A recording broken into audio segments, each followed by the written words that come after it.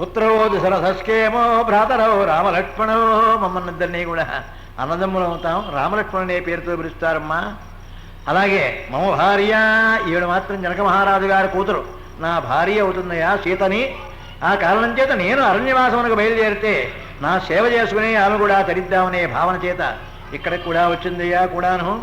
అటువంటి ఆవిడికి అంటే కేవలం నన్ను సేవించుకుని జీవించేటువంటి మహాతల్లికి కూడా సవితి పోరు తీసుకురావడం అట్టే మంచిది కాదు కనుక నీకు ఏ స్వామి నీకు సవితినిగా పెట్టడం అనేటువంటిది భావన అబ్బే అట్టే బాగుండదు కనుక ఆ కారణం చేత మాత్రం నన్ను మాత్రం చేసుకునే అవకాశం నీకు లేదు. రామచంద్రమూర్తి చెప్పినటువంటి మాట అది. నన్ను చేసుకునే అవకాశం మాత్రం నీకు లేదన్నాడు. మేమా ధర్మరక్షణ కోసమని బయలుదేరాం, నాన్నగారి యొక్క మాటను కాపాడడం కోసమని సత్యవాక్ పరిపాలకుడుగా రథమహారాజుని చేయడం కోసమని బయలుదేరాం ఇద్దరం కూడా. వస్తూ వస్తూ ఆ కారణం చేతనే వచ్చామమ్మా ఈ ప్రాంతానికి. ఈ ప్రాంతమంతా నాది అన్నారు ఆవిడ. ఈ ప్రాంతమంతా నాది, సమస్తమైన జనులు కూడా నా వాళ్ళే ఈ ప్రాంతమంతా. ఇది రావణాసుడికి చెల్లెలు వరస, అంతేగాని రావణాసుడి సహజమైన చెల్లెలు మాత్రం కాదు.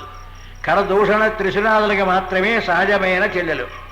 అందులో కరుడికి మాత్రమే సంపూర్ణంగా బాధ్యత ఉంది. ఆ కరుడు మాత్రమే పరిపాలన చేస్తూ ఉండేవాడు ఆ ప్రాంతమంతా కూడా. ఆ కరుడు మాత్రమే అంత పరిపాలన చేస్తూ ఉండేవాడు. ఆయనకే చెల్లెలివిడ. కేవలం రావణాసుడికి మాత్రం వరుసకే చెల్లెలు. కానీ ఏదో అన్నయ్య తమ్ముడు అనుకున్నట్టుగా విభీషణుడు రావణాసురుడు అన్నయ్య తమ్ముడు అనుకున్నట్టుగా వీరు కూడా చెల్లెలు, అలాగే అన్నయ్య అని అనుకోవడమే తప్ప ధర్మశాస్త్రీత్యా మాత్రం కాదు. సరే, ఆ కారణం చేత ఇదంతా నీదంటున్నావు కదా, సమస్తమైన భోగములు సమస్తమైన ఐశ్వర్యము ఇన్ని ఉన్నటువంటి నీకు మరి సామాన్యమైన దానివా? సమస్తమైనటువంటి రూపములను కూడా ధరించగలవే. ఎప్పుడు ఏ రూపం కావాలంటే అప్పుడు ఆ రూపాన్ని పొందగలవే. అటువంటి నీకు కూడా మరి సవితి పూర్తి తీసుకొచ్చి పెట్టినటువంటి ఓ భార్య, నా భార్యనయ్యా ఈవిడ సీతారామ. సీత అనేటువంటి ఆవిడ కేవలం నా భార్యగా ఉంటున్నారు. నా భార్య ఆ కారణం చేత వాడా నా తమ్ముడు ఇద్దరూ అలా ఉన్నాం కనుక ఇప్పుడు మాత్రం నేను భార్యతో ఉన్నాను కనుక ఆ చెట్టు కింద ఉన్నాడే దూరంగా కూర్చుంటాడు. ఎప్పుడు అన్నగారు వదిన గారు ఉన్నప్పుడు ఆయన మాత్రం దూరంగా ఉంటూనే ఉంటాడు. ప్రయాణం చేస్తే మాత్రం దగ్గరగా ఉంటాడు. రక్షణ కోసమని, ఆత్మరక్షణ కోసమని, అనంతరం మంది వారిని రక్షించడం కోసమని ప్రయాణం అయితే ముందు కనుక ఎక్కడి నుంచి అక్కడికో అక్కడి నుంచి వెళుతూ ఉంటే వారు మాత్రం వెనకాతలే ఉంటాడు. వారు ఏకాంతంగా ఇద్దరూ కూర్చున్నప్పుడు మాత్రం ఈయన దూరంగా ఉంటాడు. అంటే మానవుడు అది నేర్చుకోవాలి. ధర్మశాస్త్రం అంటే అదిరా సంచరించడం, అది విధానం. అంతేగాని వాళ్ళిద్దరూ మాట్లాడుకుంటుంటే వీడా వెళ్ళి కూర్చోవడం కాదు. ఇద్దరు మనుషులు మాట్లాడుకుంటున్నారంటే ఆ ప్రాంతానికి వెళ్ళకూడదు, ఆ ప్రాంతంలో దగ్గరలో ఉండకూడదు. ఆ కారణం ఉందే చెప్పగా ధర్మశాస్త్రరీత్యా కూడా ఇంట్లో ఉన్నటువంటి యజమానిని పిలవాలి అనుకుంటే ఆ యజమాని వాకిట్లో అలా ముందుకు వెళ్ళి మళ్ళీ వెనక్కి రావాలి. ఈ మధ్యలో ఆ యజమాని ఇంట్లో ఉన్నట్లుగా మాటలు వినిపిస్తేనే కేకేయాలి, వినిపించకపోతే కేకేయకూడదు. అలా ఆచరించిన ఒక సాహెబ్ గారి ఊళ్ళో, సరే ఆయన పేరు చాలామందికి తెలియలేండి ఇప్పుడు, కనం సాహెబ్ గారు. ఆయన మాత్రం అలా నడిచేవాడండి. ఇలా కైకలో బయలుదేరితే మా ఇంటి దగ్గర నుంచి బయలుదేరి మా ఇంటికి రావడం కోసమని రోడ్డు మించి అలా మారిపోగానే ఆ చివరికి వీళ్ళింటి వరకు ఎడవల్లి వారింటి వరకు వెళ్ళేవాడు. మళ్ళీ ఇలా వచ్చేవాడు, ఏమీ మాట్లాడకుండా. ఈ మధ్యలో శబ్దం వినిపిస్తే శాస్త్రి గారు అని రోడ్డు మీద నుంచి పిలిచేవాడు అంతే, లేకపోతే మనిషివాడు. నేను వచ్చానండి మీరు కనపడలేదనేవాడు అంతే. అటువంటి శబ్దం వినిపిస్తే మాత్రమే పిలవలే, శబ్దం వినిపించకపోతే పిలవకూడదు. అది మొదటి ధర్మం. ఇక దానికి రెండో ధర్మం ఏంటో తెలుసా? శబ్దం వినిపించకపోయినా వాకిట్లో నుంచుని పిలవడం రెండో ధర్మం. ఇక మూడవ ధర్మం తలుపు కొట్టడం, నాలుగో ధర్మం గుళ్ళెం కొట్టడం, ఐదో ధర్మం కాలింగ వేలు నొక్కడం. ఇంకేముందండి ఇక ఈ వరుసలన్నీ అయిపోయినాయి మహాప్రభు. ఇలా రకరకములుగా ఆ సంస్కృతి మారిపోయింది మహాప్రభు.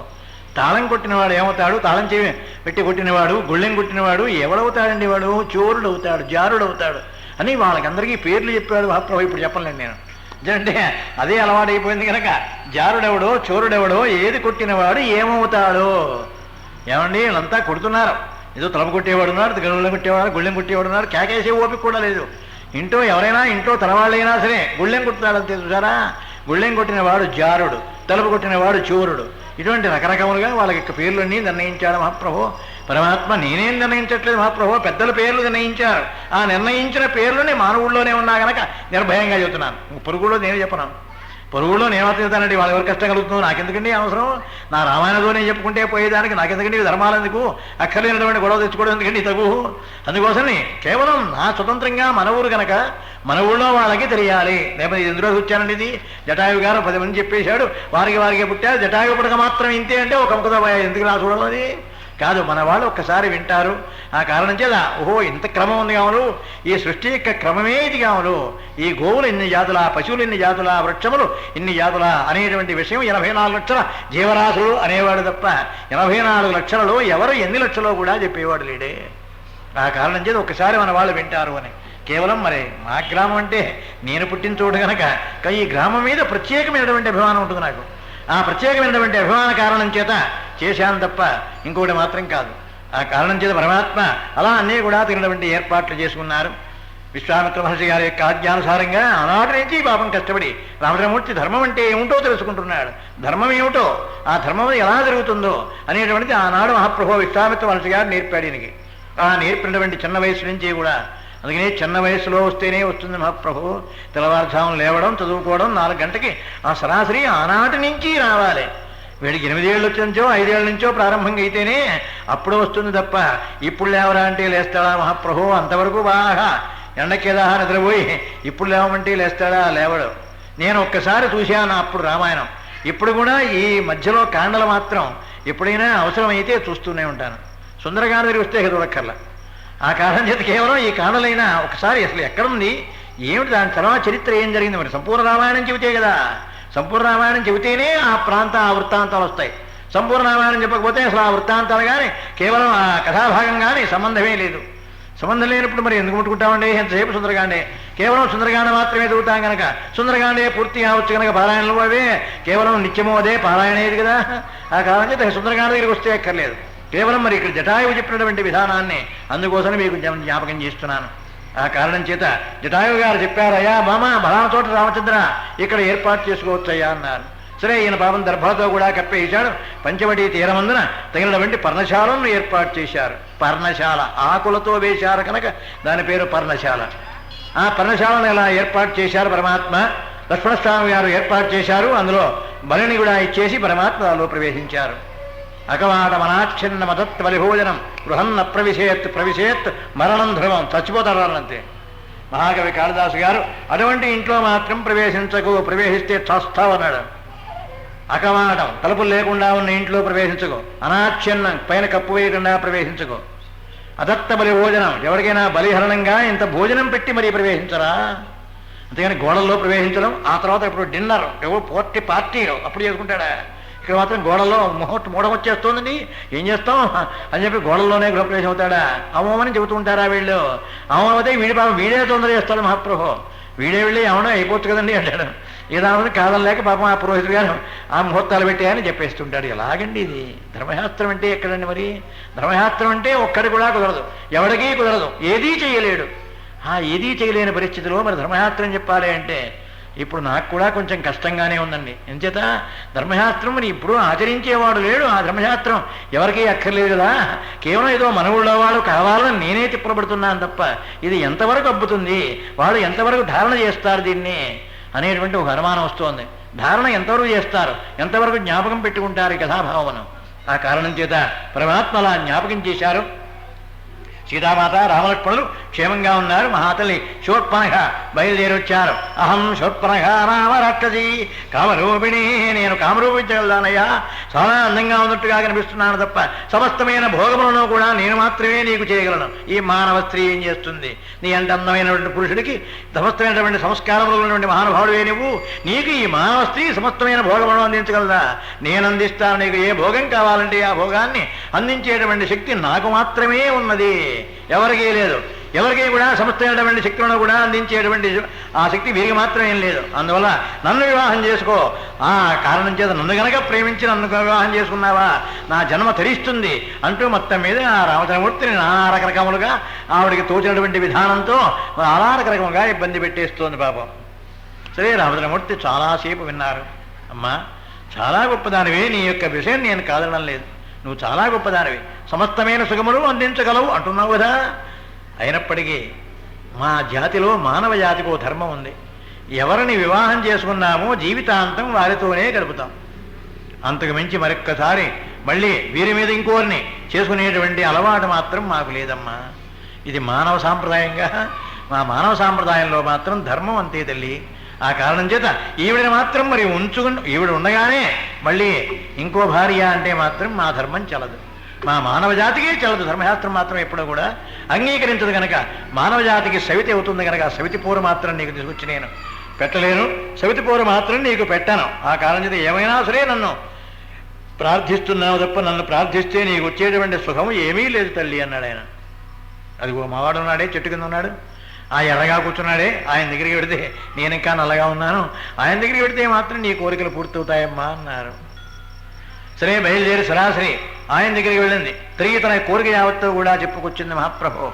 ఈ శూర్పణఖ తన కోరికలు ఏమున్నాయో, తన యొక్క ఇబ్బందులు ఏమిటో రకరకములుగా అని చెప్పుకొచ్చింది.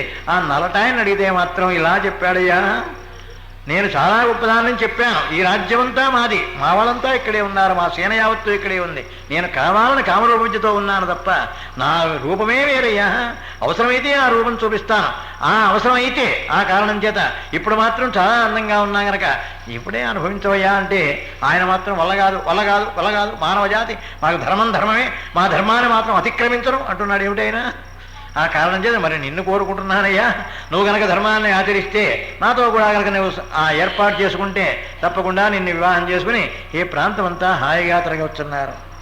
ఆయన అన్నాడు, దాసోహమితి విజ్ఞేయో రాఘవస్య అమితోదస. నేనా కేవలం ఆ కూర్చున్నానికి దాసానదాసుణ్ణమ్మా, కథం దాసీ భవిష్యతి, నన్ను చేసుకుంటే నీవు కూడా దాసీ అయిపోతావు, మరి నీ చేత దాసిత్వం చేయించడం నాకు బాగుండదు కదా, నీ అంటే గొప్పదాని చేత దాసిత్వం చేయించరా నేను, అబ్బే నీకు కూడా తగినటువంటి హోదా ఇవ్వలే, తగినటువంటి ఆధిపత్యం ఇవ్వలే, తగినటువంటి గౌరవం ఇవ్వాలి తప్ప దాసీదానిగా నిన్ను చేసుకుంటానా, నేనే దాసుణ్ణి, ఆ మహానుభావుడికి ఆ మహానుభావురాలకి నేను దాసుణ్ణి, ఆ కారణం చేత ఆవిడికి కూడా నువ్వే చాకరీ చేయవస్తుంది, కథం దాసీ భవిష్యతి అన్నారు. ఇక దాసీ అయిపోతావు కనుక నిన్ను మాత్రం అలా ఇప్పుడు నేను వివాహం చేసుకోవడం కానీ ఇతరమైనటువంటి కారణములు కానీ నాకు మాత్రం నచ్చలేదమ్మా. అదే మళ్ళీ ఆయన దగ్గరికి వెళ్ళాడు. ఆయన సర్వాంతర్యామి పరమాత్మ, ఏమైనా చేయగలడు, మళ్ళీ ఆయన దగ్గరికి వెళ్ళన్నారు. మళ్ళీ ఆయన దగ్గరికి వచ్చిందండి. ఏమయ్యా, ఏమన్నా నీ దగ్గర నేను ఆశపడి నేను వస్తే ఆయన దగ్గరికి అంటున్నావా, ఆయన దగ్గరితే మళ్ళీ నీ దగ్గరికి అంటున్నాడా, ఏమయ్యా వేళాకొలంగా ఉందా మీకు, మీకేమన్నా వేళాకొలంగా ఆయన దగ్గరికి ఈయన దగ్గరికి, ఈయన నుంచి మళ్ళీ ఆయన దగ్గరికి ఇలా తిరుగుతూ ఉండవేనా, ఏమిటి నేనంతా పనికిరాదనుకుంటున్నావా, నేను కనుక ఒక్కసారి నా విశ్వరూపం కనుక చూపించానా, నా నిజమైనటువంటి రూపం కనుక చూపించానా, ఆ శక్తి సామర్థ్యముల ముందు మీరెందుకు కూడా పనికిరారు, ఎందుకు పనికిరారు మీరు. ఆ కారణం చేత అడ్డంగా ఉన్నారుగా ఎవరో, ఈ తమ్ముడు నీ భార్య అడ్డంగా ఉన్నారు, ఈవిడ పెళ్ళాం అంచేత విడిచిపెట్టడానికి వీల్లేదు, ఆయన తమ్ముడు అంటున్నావే, వీళ్ళిద్దరినీ కూడా ఒక్కసారి మింగేస్తాను తెలుసా, నా సంగతి నీకేం తెలుసు అంది పాపం. వెంటనే శూర్పణఖ ఆ మాటనగానే రామచంద్రమూర్తికి చిన్న చిరునవ్వు వచ్చింది. హాస్యం శూర్పణఖాముఖే భయమఖే భీభత్స వన్యాముఖే రౌద్రం రావణభంజనే మృజనే శాంతం వపుపాదున. శృంగారం చిదినందనా విహరణే, భార్య ఉన్నప్పుడు మాత్రమే శృంగారం కనిపించాలి తప్ప మానవుడి ముఖంలో శృంగారం అనేది కనిపించకూడదు. ఎప్పుడూ కూడా శృంగారం మాత్రం బయటికి చూపించుకుంటూ మాత్రం పురుషుడు ఎక్కడా కూడా వెళ్ళడానికి వీల్లేదు. శృంగారం చిదినందనా విహరణే వీరం ధనుర్భంజనే. ఆ మహానుభావుడు వీరరసం ఎక్కడ చూపించారు రామచంద్రమూర్తి, ఆ శివధనుర్భంగ సమయమందున శివధనస్సుని చూడరా అని రామచంద్రమూర్తి చెబితే తప్పకుండా దాన్ని ఓ చూపు చూసేశాడు అంతే పరమాత్మ. అక్కడ కనబడింది వీరరసం. కారుణ్యం బలిభోజనే, పెద్దలు కనిపించినప్పుడు ఏదైనా పెట్టవలసి వచ్చినప్పుడు కరుణ దయామూర్తి పెట్టవలే, నువ్వు ఇస్తున్నావు కనుక వాడు గదిగడుస్తోందని కాదు మహాప్రభు, ఇవ్వడం నా విధి, ఆ కారణం చేత నేను కూడా ఎంతవరకు ఇచ్చాను అనేటువంటి భావన ఎప్పుడో కూడా మానవుడికి ఉండవలే. రామచంద్రమూర్తి అలా చేసేవాడు. కారుణ్యం బలిభోజనే అద్భుత సంసారాంబుధే స్థాపనే. సముద్రం చూసి ఆ దూరంగా ఉంది కదా అని ఇక్కడ కూర్చొని పరమాత్మ ధ్యానం చేసుకుంటూ 4 రోజులు తపస్సు చేసేటప్పటికీ ఆ విష్ణుమూర్తి గారి కిందకి రామచంద్రమూర్తి కిందకు వచ్చేసాడు సముద్రుడు. అలా చూసేది గొడవలిపోయింది. అప్పుడు లేచాడు, రే లక్ష్మణ ఒకసారి ధనస్సు ఇవ్వరా, ఈ సముద్రుడు ఏమిటో అక్కడి నుంచి ఇక్కడికి వచ్చేసాడు రా మీదికి, నా సంగతి ఏమిటో చూపిస్తానరా అని ప్రజలకి పనికొచ్చేటువంటి మాట ఒక్క మాట వాడాడు రాముడు. ఏమిటో తెలుసా అది, రే ఈ సృష్టిలో తెలివి తక్కువవాడు ఎందుకు పనికిరాని వాడని నలుగురు అనుకుంటారా, నలుగురిలో ఒకడు పండితుడు, ఒకడు జ్ఞాని, ఒకడు జోలికి పోనివాడు, ఇంకో ధర్మశాస్త్రీత్యా కూడా 4వ వాడు ఎవరో తెలుసా మహాప్రభో, ఇతను అబద్ధం ఆడకుండా జీవించేవాడు. ఈ నలుగురిని చూస్తే తెందుకు పనికిరానివాడు అని సృష్టిలో అనుకుంటారా. అలాగే నన్ను కూడా ఇంతవరకు నాకు మార్గం ఇస్తాడేమో వానర శ్రేష్ఠుడు చక్కగా దారిస్తే దారిలోంచి వెళ్ళిపోవచ్చు, మనవాడేగా శకర చక్రవర్తి కొడుకులేగా వీళ్ళు తవ్వారు, అందువల్ల మన పార్టీ వాడే, మన కుటుంబంలో వాడే, అరకు నేను ప్రార్థిస్తే నేను తెలివి తక్కువవాడిగా భావించారురా, అసమర్థుడిగా భావించారు చూడరా అన్నారు సముద్రుడిని పిలిచి. రామచంద్రమూర్తి ఆ కారణం చేత ఒక్కసారి ధనస్సుని విరానంతే, ధనస్సుని విరా, ఇక్కడి నుంచి కూర్చొని నేను ఇక్కడే ప్రయోగిస్తాను రా బాణం అన్నాడు పరమాత్మ. ఎవరూ గొడవ చేస్తూనే ఉన్నారు ఇవాళ. ఆ కారణం చేత వెంటనే ఆ ధనస్సు పుచ్చుకుని ఆ మాట అన్నాడు. అంటే ఈ నాలుగు రకాల వాళ్ళని ఈ సృష్టిలో మాత్రం పనికిరాని వాళ్ళుగా గుర్తిస్తారు, పనికిరాని వాళ్ళుగానే చెప్పుకుంటూ ఉంటారు, ధర్మశాస్త్రం అంతే. ఆ కారణం అంటే పురాత్మ ఒక్క పర్యాయం అలా ధనస్సుని లాగిపెట్టేశాడు, ఇక వదలడం తర్వాత. అప్పుడు అన్నాడు సముద్రుడు, మహాప్రభో దాసోహమిది విజ్ఞేయ, మహాప్రభో దాసుడిని మహాప్రభో రక్షించండి అన్నాడు. ఆ తర్వాత రక్షిస్తాను కానీ కేవలం ఈ బాణం ఎక్కుపెట్టిన తర్వాత మాత్రం వ్యర్థంగా మళ్ళీ తిరిగి అమ్ముల బదులు పెట్టుకునే అలవాట్లేదు కనుక అది ఆయన యొక్క ప్రతిజ్ఞ. రామచంద్రమూర్తి యొక్క ప్రతిజ్ఞ ఏమిటంటే ధనస్సుని ఎక్కువ పెట్టను, ఎక్కువ పెట్టానా దాన్ని మాత్రం తిరిగి అమ్ముల బదులు పెట్టుకునే అలవాట్లేదు, ఎక్కడ ప్రయోగించాలంటావో చెప్పన్నాడు అంతే. అయ్యో మహాప్రభు బలా క్షేత్రం ఉందండి, నువ్వు రావణ దూరంలో ఆ క్షేత్రం మీదకి ఉపయోగించాలన్నాడు నేను. అక్కడ నీరు లేకుండా ఉంది, అక్కడ వరకు ఉండేవాడిని నేను లోగడ, కానీ ఆ దగ్గర వెళుతూ ఉన్న కారణం చేత అందరూ కలుగడుకుంటూ ఉండడం, చెరువులుతూ ఉండడం, మాట్లాడితే ముట్టుకోవడం, ఈ రకరకములుగా అపవిత్రుడిని అయిపోయినారు మహాప్రభు, అపవిత్రుడిని అయిపోయినాను. అపవిత్రుడైపోయినటువంటి కారణం చేత అలా సముద్రం యావత్తు కూడా కోపం వచ్చేసి నాకు ఒక్కసారి పైకి వెళ్ళిపోయినాను, ఆ దేశం అంతా నాశనం అయిపోయింది. అందుకనే మంగళవారం శుక్రవారం సముద్రం ముట్టుకోవడానికి వీల్లేదు, పౌర్ణమైనా సరే అది ఆ కామావై ఆషాఢశుద్ధ కార్తీక శుద్ధ మాఘ ఇవన్నీ ఆ 5 పౌర్ణములు కూడా సముద్రాస్నానం చేయవచ్చు, కానీ ఆ 4 గంటల్లో కూడా మంగళవారం కానీ శుక్రవారం వస్తే మానేయాల్సిందే, అంతేగాని కేవలం సముద్రం ముట్టుకోవడానికి వెళ్ళేదండి. అలాగే అర్ధోదయం మహోదయం వస్తే అప్పుడు మాత్రమే చేయవచ్చు. పుష్యమాసంలో బలాన తిథి అని దానికి లెక్క ఉందిలేండి, ఆ లెక్క ప్రకారం అర్ధోదయం వస్తుంది. అర్ధోదయం వస్తే అర్ధోదయంలో సముద్రాస్నానం చేయవచ్చు, కానీ మళ్ళీ శుక్రవారం వచ్చిందంటే మానేసేవలసిందే, మంగళవారం వస్తే మానేసేవలసిందే. అలా లేకుండా అందరూ కూడా దగ్గరలో ఉన్న కారణం చేత అందరూ అడ్డమైన పనులు కూడా చేశారు నాలో. దాంతో నాకు కోపం వచ్చి పైకి వెళ్ళిపోయినాను. దాంతో దేశం నాశనం అయిపోయింది. రామచంద్ర నువ్వు ఎక్కుపెట్టిన వాడు అక్కడేమన్నాడు, నీకు కూడా ఉందిరా తెలివితేటలు అనుకున్నాడు రామచంద్రమూర్తి. ద్రుమకేర క్షేత్రం అది, ఆ ద్రుమకేరం అనే క్షేత్రం మీద గులిపెట్టేశాడు. ఆ గంగలోకి వెళ్ళిపోయింది, ఆ పాతాళ గంగలోకి ఆ బాణం ఒక్క పర్యాడం నేల మీద దిగిపోయింది, రామచంద్రమూర్తి వేసిన బాణం. అప్పుడు మళ్ళీ సృష్టి బయలుదేరింది అక్కడ. ఆ కారణం చేత శృంగారం చిదినందనా విహరణే వీరం ధనుర్భంజనే కారుణ్యం పరిభోజనే అద్భుత సంసారాంబుధే స్థాపనే హాస్యం శూర్పణఖాముఖే. ఈ శూర్పణఖకి శిక్ష విధించినప్పుడు, లక్ష్మణస్వామి గారు శిక్ష విధించినప్పుడు అప్పుడు చిన్న చిరునవ్వు వచ్చిందండి ఈ రామచంద్రమూర్తికి. భయమఖే బాబు మహానుభావుడు, 6 రోజులు నా యజ్ఞం అంతా పూర్తి చేసుకుంటానయ్యా మహాప్రభు, నా యజ్ఞమును మాత్రం తగినటువంటి రక్షణ కలిగించవలే నువ్వు అని నన్ను తీసుకెళ్ళాడే. ఈ 8 సంవత్సరముల 11 మాసముల 5-11 రోజులు వాడిని, మరి ఆ వయస్సులోనే నన్ను జాగ్రత్తగా కాపాడరా అంటే గురువుగారు చాలా 52,000 అస్తములు ఇచ్చారు గురువుగారు. తగినటువంటి ఏర్పాట్లన్నీ కూడా నాకు చేశారు, ఆయనకి యజ్ఞం కాపాడగలనా లేనా అని భయం వేసింది నాకు. భయమఖే భీభత్స భంజాముఖే రౌద్రం రావణ భంజనే. రావణ సంహార సమయంలోనే రామచంద్రమూర్తిలో రౌద్రం కనిపించింది. రౌద్రమూర్తి అయినాడు పరమాత్మ, కేవలం ఆ సమయంలో మాత్రమే రౌద్రమూర్తి అయినాడు కనుక ఆ సమయంలో చూసిన వాళ్ళకందరికీ కూడా నాకు కూడా అటువంటి శక్తి ఉంటే బాగుండురా అని అనిపించిందిట. ఆ సమయంలో చూశాడు జాంబవంతుడు, అందుకనే స్వామివారితో కుస్తీ పెట్టాలని వాడికి కూడా కోరిక ఉండిపోయింది. మహాప్రభు పట్టాభిషేకానికి కూడా స్వామివారితో కుస్తీ పెట్టాలనే కోరిక ఉండిపోయింది ఆయనకి. పట్టాభిషేకం తర్వాత స్వామివారు ఎవరెవరికి ఏం కావాలో తెస్తుంటే ఏమైనా సరే అన్నాడు మహాప్రభు, మీతో కూడా కుస్తీ పట్టాలన్నాడు. రే నీ ప్రభు అయిపోయినాను రా, పట్టాభిషేకం అయిపోయింది, నువ్వు బంటువిరా, అందువల్ల ప్రభువు బంటు కుస్తీ పట్టకూడదురా, కానీ మరి వరం ఇస్తానన్నా అన్నాను కనుక మళ్ళీ ఇంకో నలటాయన వస్తాడు, నావాడే నేను వాడు ఒకటే, మళ్ళీ ఆ కారణం చేసి ఇంకో నలటాయన వస్తాడు. ఆయన మాత్రం శవంతకమనేటువంటి కారణం వల్ల నీ యొక్క ఆ ఉద్ధృతమైనటువంటి ఆ ఉగ్రమూర్తిగా ఉన్నటువంటి శక్తి సామర్థ్యములు ఏమిటో ఒక్కసారి నీ శక్తి యావత్తు కూడా చూస్తాడు, నీ శక్తి ఎంతవరకు ఉందో దాన్ని పరీక్షిస్తాడు ఆయన. అటువంటి వరం ఇచ్చేశారన్నాడు. నేనే రాముడిని అనుకో, నేనే కృష్ణుని అనుకో, నీకెందుకు అప్పుడు వచ్చేస్తాడు అన్నాడు. 22 రోజులు పోరాడాడండి వాడు. 22 రోజులు పోరాడితే, అహోరాత్రంలో పోరాడితే కానీ పాపం జాంబవంతుడికి శరీరం నొచ్చలేదుట.